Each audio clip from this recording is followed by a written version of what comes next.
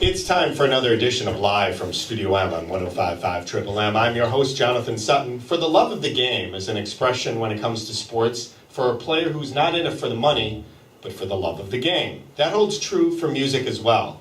Perhaps you can call it a love of the tunes. Today's band was formed and is truly in it for the love of the tunes. We'll talk to them about their music, about the best way to milk a cow, why Craigslist is so important, and if Rachel Ray is really as perky as she seems. But first, let's hear a song from the record company live from Studio M.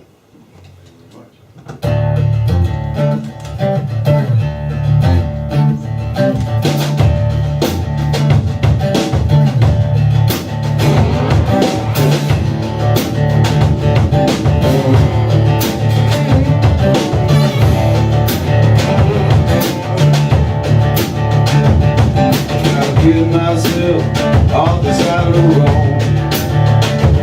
I gotta get myself up off the side of the road. When that things are real in the element, know how it land.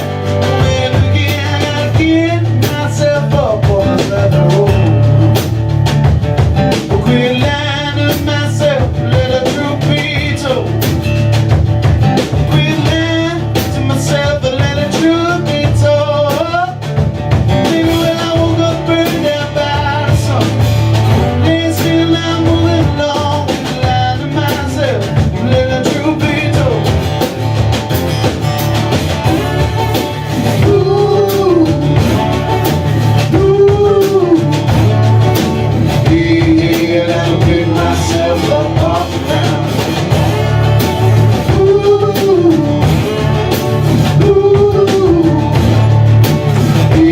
I gotta pick myself up off the ground.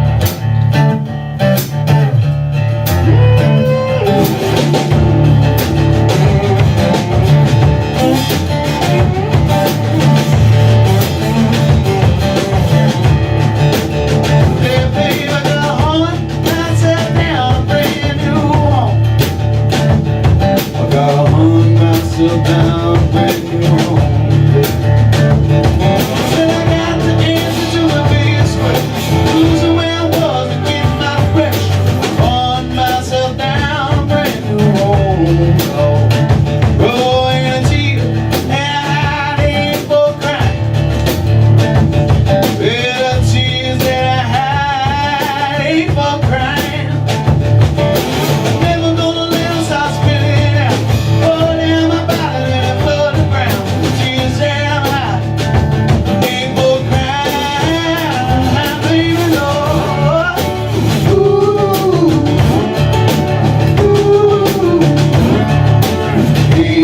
I gotta pick myself up off the ground again.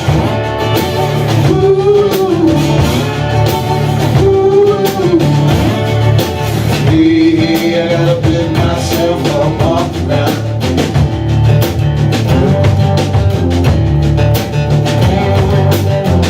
How let the truth be told? How baby let the truth be told? How let the truth be told? How baby let the truth be told? Mama, let the truth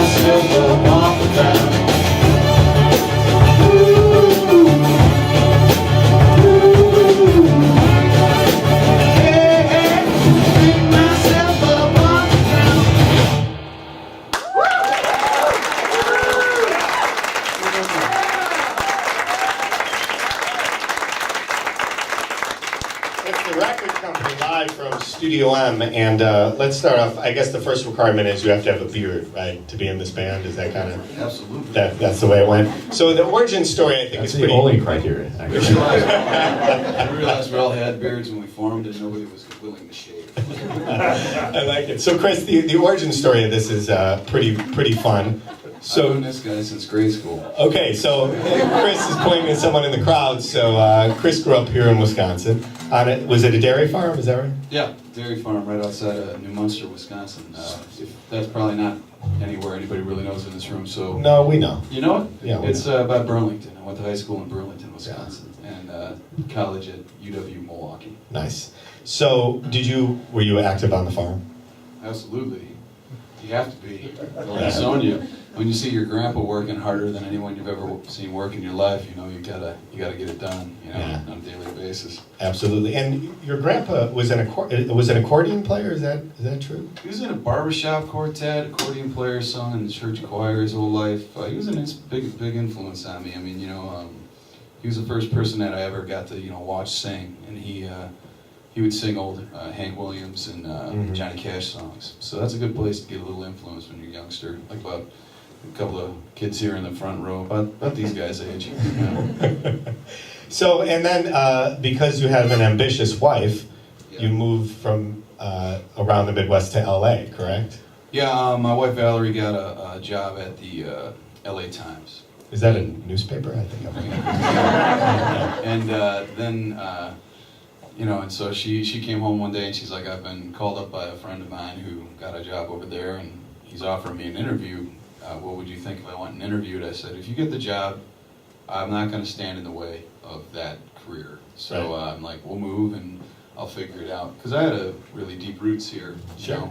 Family and musical community. Yeah. So it was difficult to uproot for me. But You didn't think she'd really get the job, right? And then I that's what actually, you gotta I do. kind of knew she would. What I okay. didn't think was that I'd be able to do anything once I was out there. So I was just went out there hoping to battle as hard as I could to make a living. Well, yeah, moving to LA for the music scene is tough. I agree with you, needle in the haystack situation. But so then, is it really you were on Casual Encounters and Craigslist, right? is that where you found these guys? Is that true or is that not true? Casual encounters. No, I was actually, again, you're going to think I married well, and you would be right if you think so, because my wife said. She's in advertising, and she was like, you should put up something on Craigslist, Christopher. And I was like, Craigslist? What? Are you kidding me? No way. And then I did, and she read it, and she was like, this is horrifying. And so while I was away on a tour with a different group, not this group, I was playing pedal steel. I was down in Austin, she called me and said, could you give me your login information? Your ad's about to expire. So then she wrote what we like to refer to in the band as a lovingly fraudulent ad, which made me sound cooler than I ever have been. And you can attest to that, my old buddy here, and or ever will be. And then that got Alex's attention, and it kind of just went from there. Okay, and we'll find out more about you, Alex and Mark. You guys are East Coasters, right? Mm-hmm. Yeah. Okay. We'll talk more about that, but people want to hear some more music. So what do you got for us next here? Well, we're going to do a song off the record called Hard Day Coming Down. As soon as I just want to make sure we go over the airwaves in tune here. Close enough for jazz. All right, here we go. It's the record company live from Studio.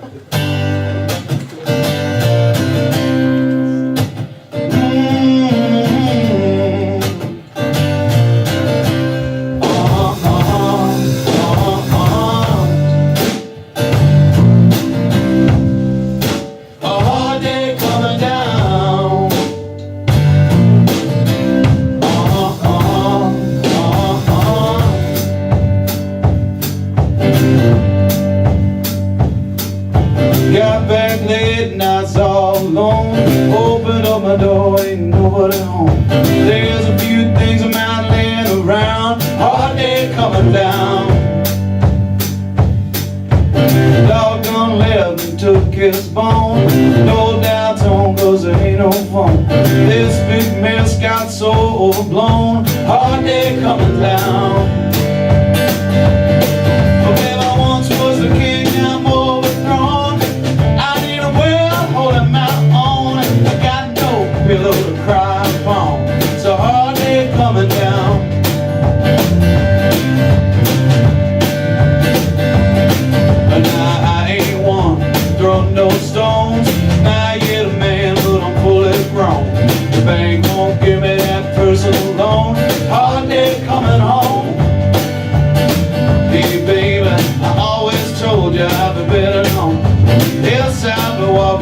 company road.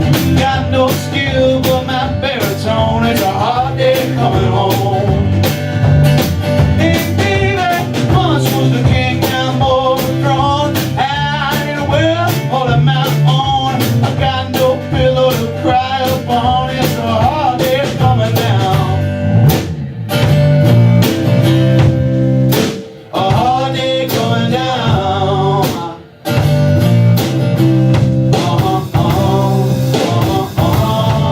Babe. A hard day coming down.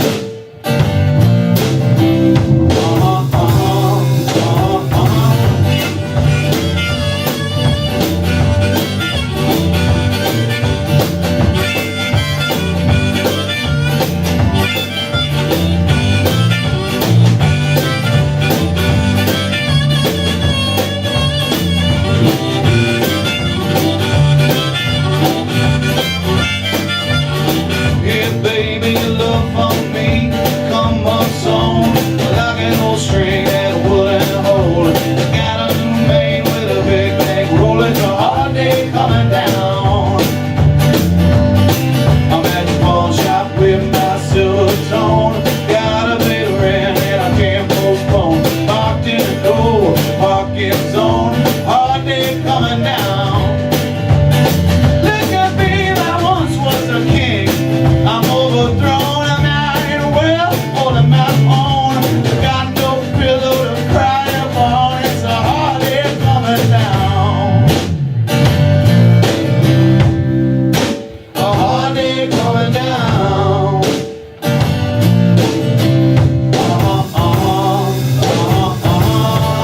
Baby. A hard day coming down.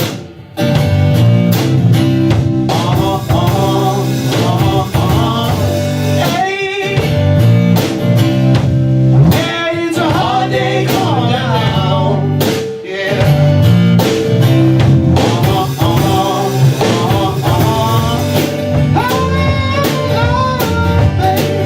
It's a hard day coming down. It's a hard day coming down. Hey, baby, it's a hard day coming down. I know. It's a hard day coming down.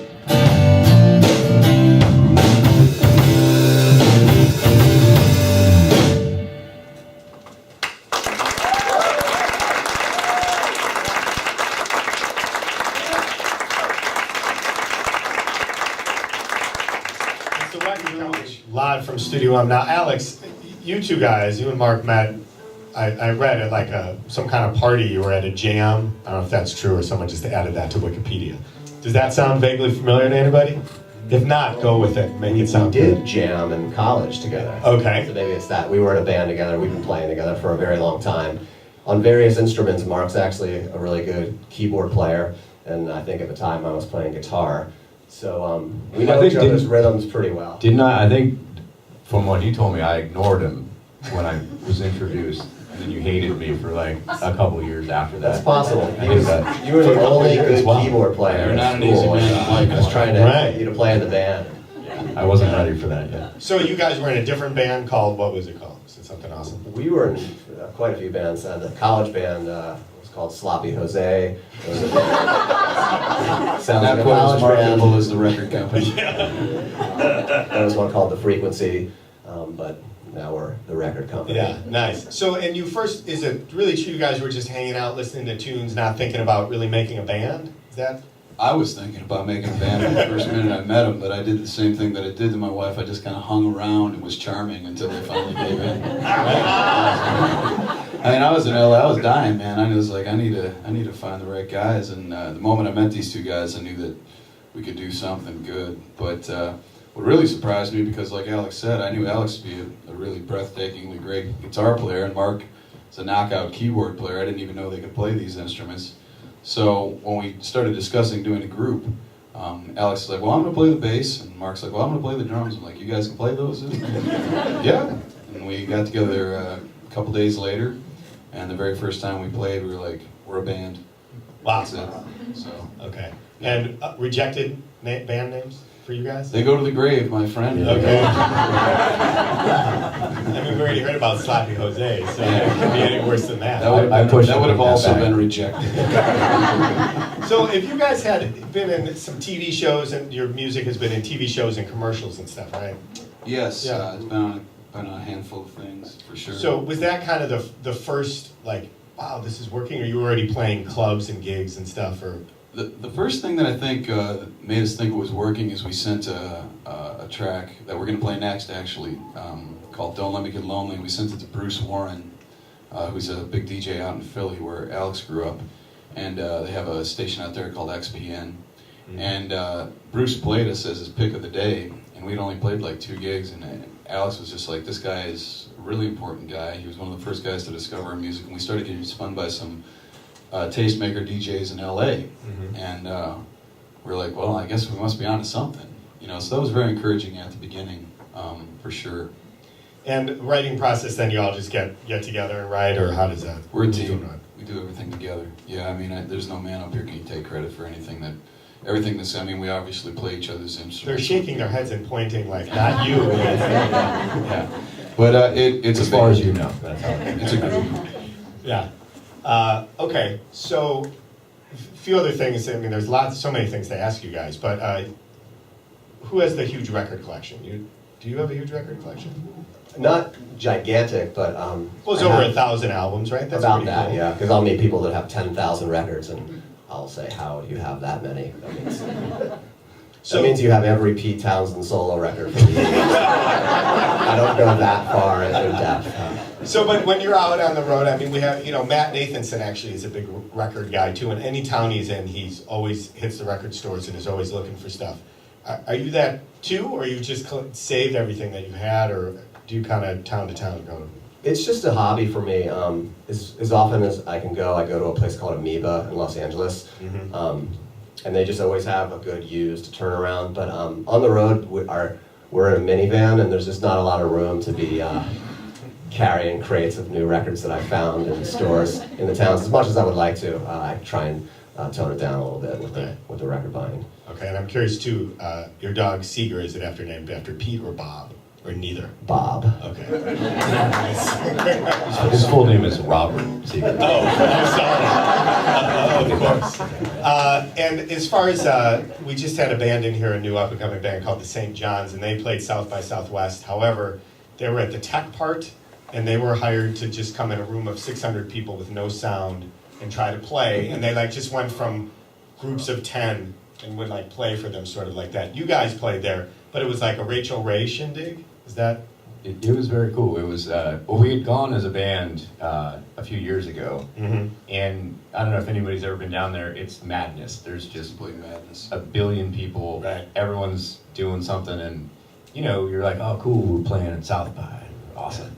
And you end up playing for a rack of tacos and one dude. Yeah. And what are we doing with our I mean, you lives? can put it on your resume then, but Yeah, it looks cool on your bio there, but yeah. But then this time around was actually pretty cool. Rachel does this. There's a place called Stubbs, which is like a big, of course, barbecue place, but they have this huge outdoor area, and it's one of those you would walk by with all your instruments. You're like, how do we get in there? That looks cool. And so she invited us to play, and it was crazy. It was like George Clinton in Parliament played right before us. Wow. It was like 800 people on stage, and then 3 of us. 3 idiots. showed up. That's what you had to follow? You had to follow this? Follow George Clinton. Oh my God. But, it was great. It turned out really cool. It turned out great, yeah.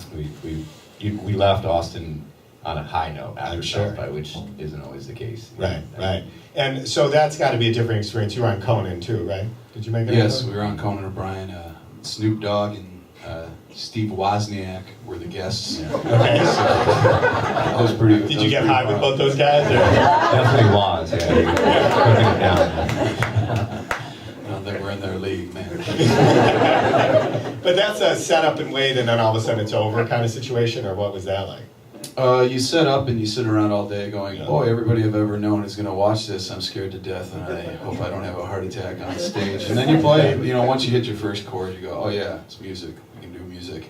Yeah. But it is intimidating when you're looking over there and you see him at the desk and he holds your record up and he goes, ladies and gentlemen, the record company, and he points at you. And luckily, Alex had to start the song we started this set with. Alex had to start it, so I was just looking at him like, take it away.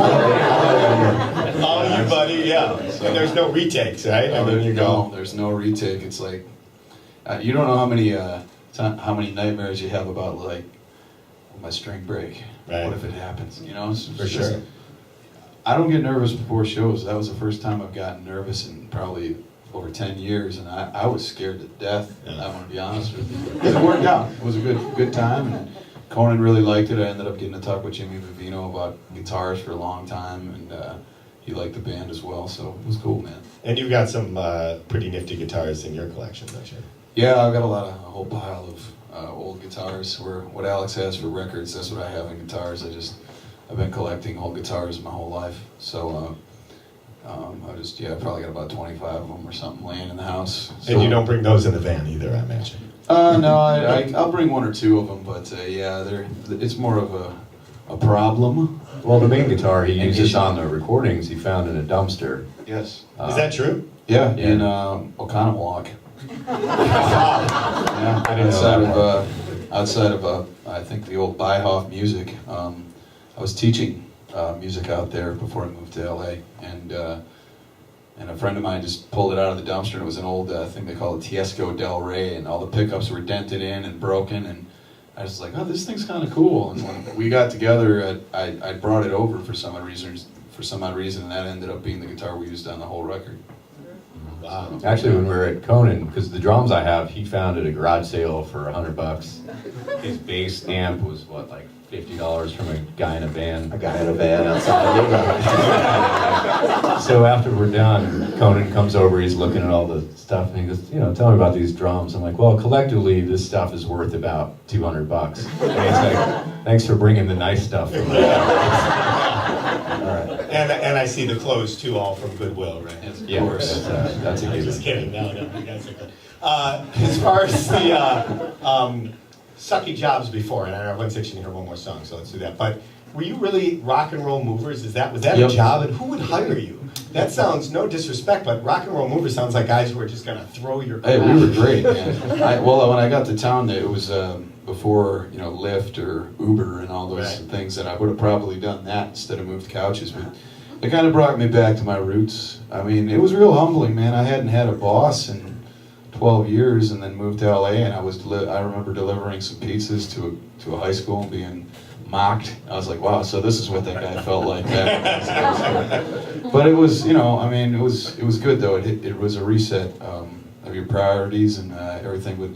That was a company that hired me. It's all musicians, and the reason that it was appealing is they let you go out on tour, and then you still have a job when you come back. Oh, that's cool. So, but I have long since retired from that, thank Good God, for you. because somebody asked me which is more difficult in writing an original sounding rock and roll blues riff or moving a couch, and I said, then or now. Like back then it would have been the couch. Now, no. All right. Well, we're itching for one more here. So, what are you gonna finish up with today, guys? Well, first off, I want to say thanks to Triple M for spinning our music. It means a lot to get support. We've all been in bands our whole lives. And we're on kind of an unprecedented little run here. We just found out yesterday that we broke into Billboard top 5, actually. Mm-hmm. Yep. So,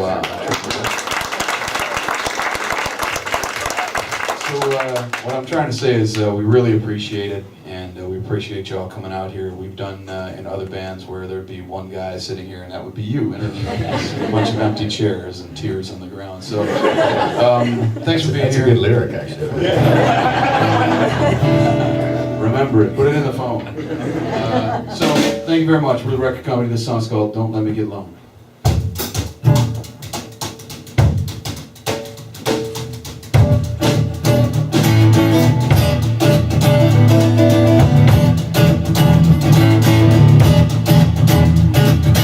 Oh, woman, I need you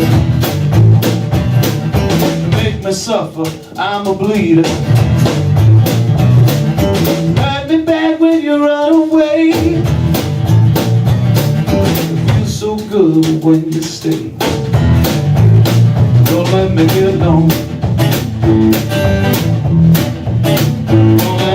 lonely, just get gone. I am blind, don't ask me to see. All I've been doing is kneeling, begging you on my bending knee, baby. Please, you don't believe me. Don't let me get lonely. Let me get lonely. Get lonely, baby. Just get gone. Don't let me get lonely. Don't let me get lonely. Get lonely. Just get gone. Hey.